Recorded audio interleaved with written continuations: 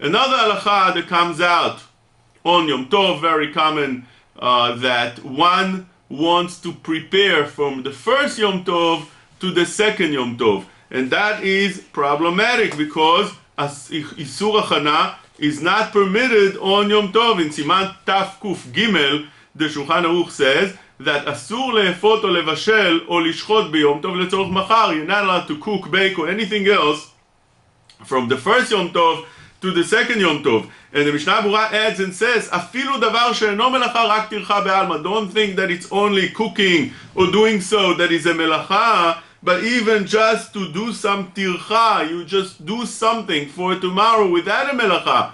It's just something that you're preparing for the next day. It's not permitted. This is all in the Gemara, Shabbat Kuf Yud Gimel, where the Gemara says, Matziim et hamitot milelei Shabbat leShabbat. From the evening, from Shabbat evening to the morning, one is allowed to prepare, which means in the period of Shabbat, or in the period of the same Yom Tov, you're allowed to prepare from Erev Shabbat to up to the end of Shabbat, right to Seudah Shlishit or so. And on Yom Tov, same thing. If you want to prepare for the night, for the meal that you're going to eat on that Yom Tov, even though you're eating it later in the day, that's permitted because it's within the same day. So says the Mishnah, Matziim et hamitot milelei Shabbat leShabbat, aval lo mishabbat lemotzei Shabbat. One is not permitted to prepare from Shabbat to Motzei Shabbat, because that's already preparing from Shabbat to Yom Chol.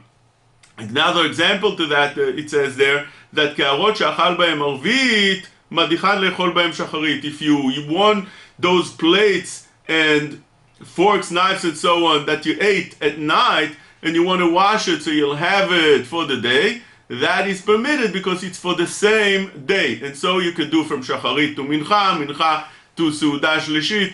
As long as it's for the same day, you are permitted. But it says there that mina mincha ve'elach shuv eno madiach. Rashi says the enzu ela hachana lechol, which means one is not allowed to wash the dishes when it's done for Motzei Shabbat.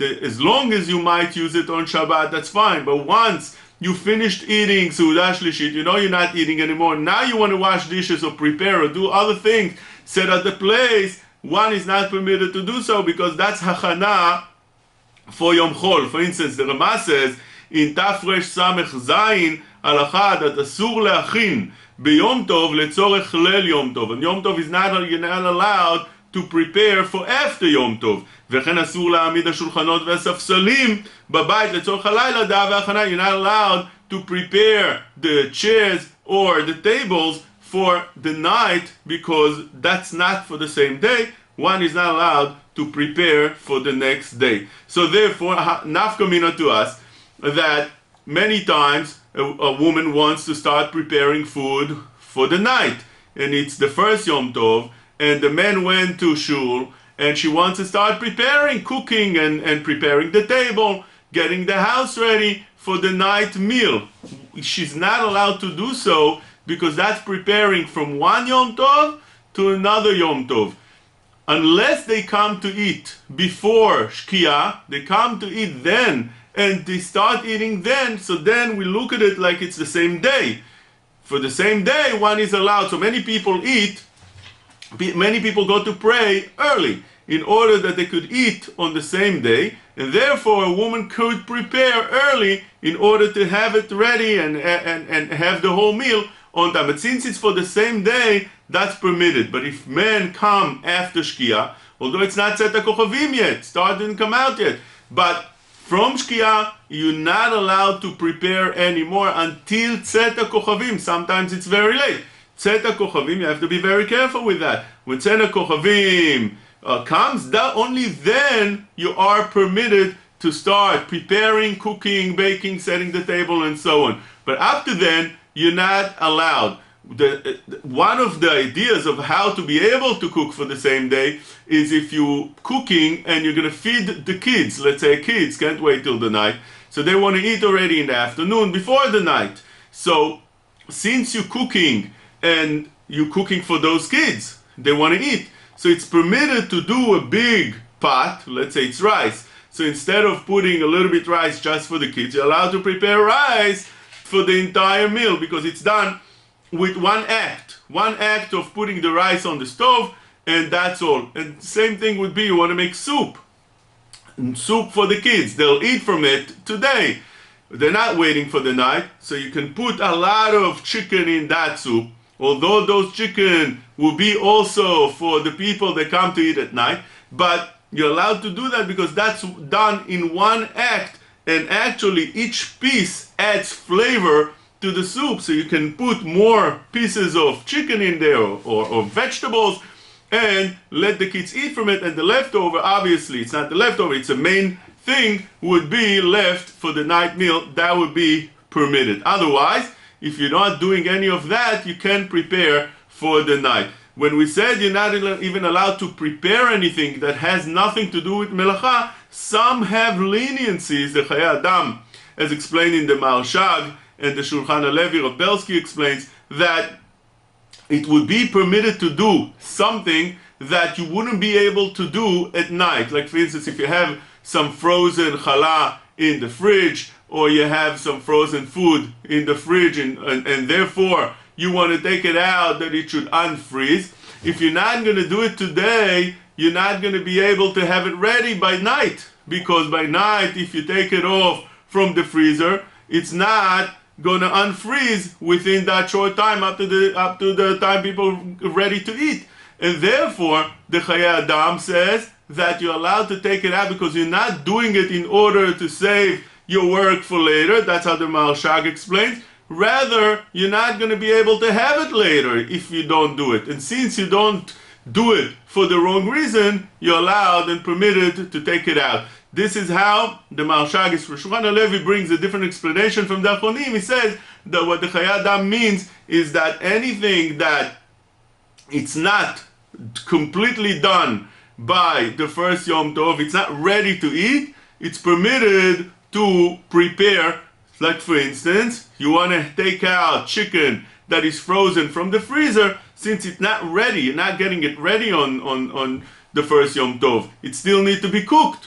Therefore, since it's not fully ready, it's permitted to take out. He says even challah that is baked already, it's frozen in the freezer, you take it out, it's still permitted to do such a thing, because the time that you take it out from the freezer, it's not ready to eat until it gets unfrozen. And therefore, it says, Rav Belsky, that will be permitted. There are those that are osrim. The Shmirat Shabbat Kilchata brings of Shlomo Zalman Auerbach that says that preparing in such a way would not be permitted, is not posek in that, like the Chayei Adam, and he says that this would not be permitted. Also, the Machzeh Eliyahu brings like that. So there is a machloket in that as well, and one should ask his rabbi to see if we should be lenient in that or not. When we're dealing with lighting candles from the first Yom Tov to the second Yom Tov. So in the end of the first Yom Tov, a woman needs to light candles for the second Yom Tov. But if she lights before the night, that's called preparing. The Mishnah Berurah says in Tafkuf Yudaled that one is allowed to light mishetechshach, mishechshich efshar leadlik. That's what he says. When it gets dark, it's permitted to light, which means you can't just light early. And even though you started eating early, that meal for the second Yom Tov, it's not yet the second Yom Tov that one is allowed to light the candles yet. The reason for that is because you're not benefiting from those candles until it's actually dark. Now, when it's dark, if it's dark before the night, the opposkim that permit you to light early, because it's already benefiting from the candle early, from the first Yom Tov. You already have benefit from those candles. So if your house is a dark house, or it's a dark day outside, and you don't have electricity in that room that you're planning to light the candles, so you can do it earlier on the first Yom Tov. But if you have electricity, or it's very lit in your house, and those candles are not benefiting you in any way, so therefore you have to wait until the night to light the candles. Otherwise, you shouldn't light those candles yet. When one started eating, there's a benefit to light the candles by the table, because that adds light and adds the feeling of Yom Tov, so that could be permitted, but not if it's lit in a place that you don't see it and benefit from it, and therefore one needs to be careful with those lighting of the candles when it comes to the first Yom Tov.